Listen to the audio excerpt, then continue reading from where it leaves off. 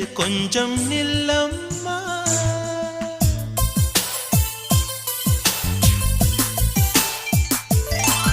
நான் வானவில்லையே பார்த்தேன், அதை காணவில்லையே வேட்டேன்.